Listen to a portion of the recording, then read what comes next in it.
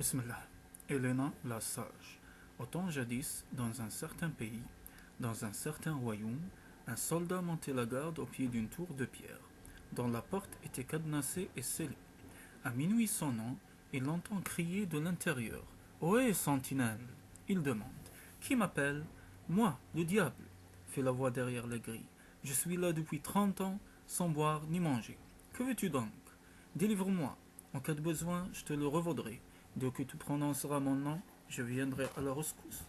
Le soldat arrache aussitôt les scellés, brise le cadenas, ouvre la porte. Le diable s'échappe de la tour, monte en flèche et disparaît instantanément. Eh bien, songe le soldat, j'ai fait du joli. Voici mes états de service à l'eau. On va me mettre aux arrêts, me juger en cour martiale, me condamner peut-être à mort par fustigation. Mieux vaut déguerpir avant qu'il ait encore temps. Il jette son arme, son havresac, et part à l'aventure. Il marche un jour, 2 jours, 3 jours, affamé, assoiffé. Il se laisse tomber au bord de la route et fond en larmes. Ne suis-je pas bête, pense-t-il? Tant que j'ai servi le tsar, je mangeais mon canton. Je touchais 3 livres de pain par jour. Eh bien non, j'ai pris la poudre de l'escampette pour crever de faim. Le diable, c'est de ta faute. Le diable surgit à l'improviste et lui dit: Bonjour, soldat. Qu'est-ce qui t'afflige? Comment ne pas m'affliger si je meurs de faim depuis 3 jours? Ne te désole pas, on va y remédier, déclare le diable. Il court par-ci, par-là, rapporte vin et nourriture, restaure le soldat, puis l'invite à le suivre. Tu seras fort bien chez moi, tu ne manqueras de rien. Surveille mes filles, c'est tout ce que je te demande. Le soldat accepte. Le diable le saisit sous les bras, l'emporte dans les airs et le dépose loin, très loin, quelque part au bout du monde, dans un palais de pierre blanche. Le diable a 3 filles, belles comme le jour. Il leur commande d'obéir au soldat, de le nourrir, de le désaltérer autant qu'il voudra. Et s'en va faire des vilainies. Le diable en sait ce que c'est, il ne reste jamais en place, il rôde à travers le monde et pousse les gens à faire des bêtises. Le soldat, confié aux soins des 3 belles, est comme coq en pâte. Il n'a qu'un souci. Elles s'absentent mystérieusement chaque nuit. Lorsqu'il les interroge, elles refusent d'avouer. Bon, se dit-il, j'ouvrirai l'œil toute la nuit et verrai bien où vous filez. Le soir, il se couche, fait semblant de dormir, à point fermé et veille au grain.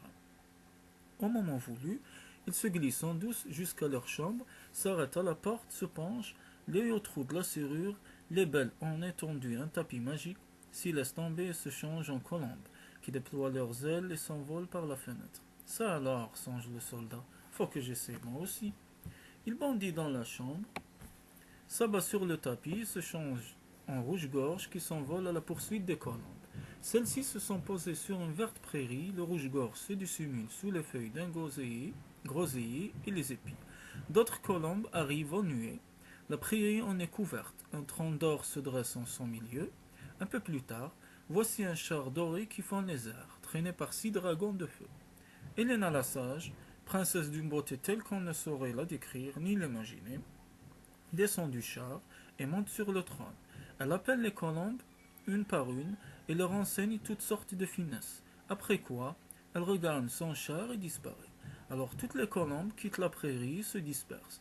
Le rouge-gorge s'envole à la suite des 3 sœurs et se retrouve avec elles dans leur chambre. Elles s'abattent sur le tapis, redeviennent jeunes filles. Le rouge-gorge, en fait, attend, et redevient soldat. D'où viens-tu? Lui demande-t-elle. J'étais avec vous dans la verte prairie, j'ai vu la belle reine sur son trône d'or, et je l'ai entendu vous enseigner diverses ruses. Tu as eu de la chance, cette princesse Helena la Sage est notre puissante souveraine. Si elle avait eu sous la main son livre de magie, elle t'aurait reconnu à l'instant et tu serais un homme mort. Prends garde, soldat, ne retourne plus dans la verte prairie, évite Helena la Sage, sinon tu périras. Le soldat, nullement intimidé, ne tient aucun compte de leur avertissement. La nuit suivante, il s'abat sur le tapis et se change en rouge-gorge. Parvenu dans la prairie, l'oiseau se cache sous le groseillier et regarde Helena la sage, s'émerveille de sa beauté en songeant. Si j'avais une femme comme ça, je n'aurais plus rien à souhaiter. Je m'en vais la suivre pour savoir où elle habite. Helena la sage, descendue de son trône, regagne son char et s'envole à travers les airs, en direction de son magnifique palais. Le rouge-gorge la suit.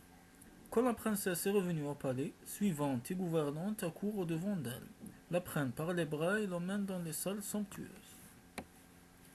L'oiseau s'introduit dans le jardin, choisit un bel arbre devant la chambre à coucher de la princesse, se perche sur l'une de ses branches et se met à changer de voix si jolie, si langoureuse qu'Helena la sage charmée ne peut fermer l'œil de la nuit.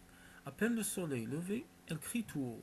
Suivante et gouvernante, courez vite au jardin et attrapez-moi ce rouge-gorge. Suivante et gouvernante se précipitent au jardin et font la chasse au rouge-gorge.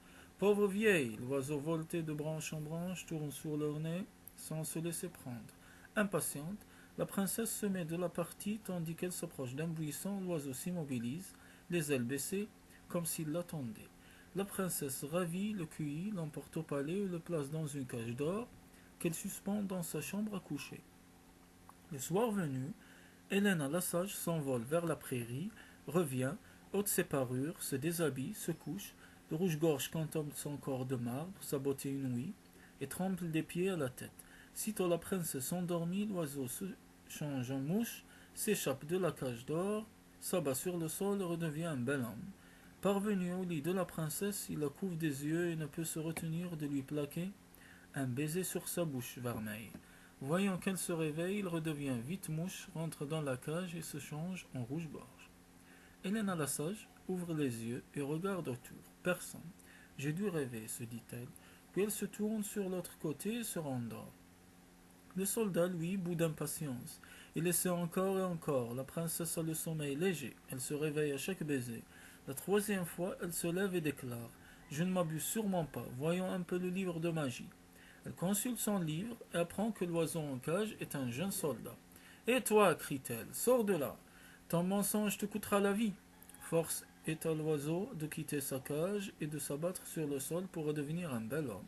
Il tombe à genoux devant la princesse et lui demande pardon. Tu perds ton temps, misérable, répond Helena la sage, et elle appelle le bourreau. Aussitôt surgit un géant muni d'une hache et d'un billot. Il jette le soldat à terre, lui met la tête sur le billot, lève la hache. La princesse n'a plus qu'à faire signe avec son mouchoir et la tête du vaillant gars roulera par terre. De grâce, belle princesse, implore-t-il, permets-moi de chanter une dernière fois. Bon, mais fais vite. Le soldat entend une chanson si triste que Helena la sage fond en larmes. Elle lui dit apitoyée: Je t'accorde 10 heures de sursis. Si tu arrives entre-temps à te cacher de façon à ce que je ne te trouve pas, je t'épouse. Sinon, je te fais couper la tête. Le soldat sort du palais, pénètre dans une forêt profonde, s'assied contre un buisson et médite. La mort dans l'âme. Ah, diable, je te dois mon infortune. Le diable apparaît aussitôt. Que veux-tu, soldat? Hélas, je vais mourir. Comment me cacher d'Helena la sage? Le diable s'abat sur le sol et se change en aigle cendré. Monte sur mon dos, soldat, je t'emporterai dans les cieux. Le soldat l'enfourche, l'aigle monte en flèche au-dessus des sombres nuages, 5 heures s'écoulent, Helena la sage prend son livre de magie, le consulte et voit tout nettement. Elle s'exclame: Assez volé dans les cieux, mon aigle, pose-toi, rien n'échappe à mes yeux.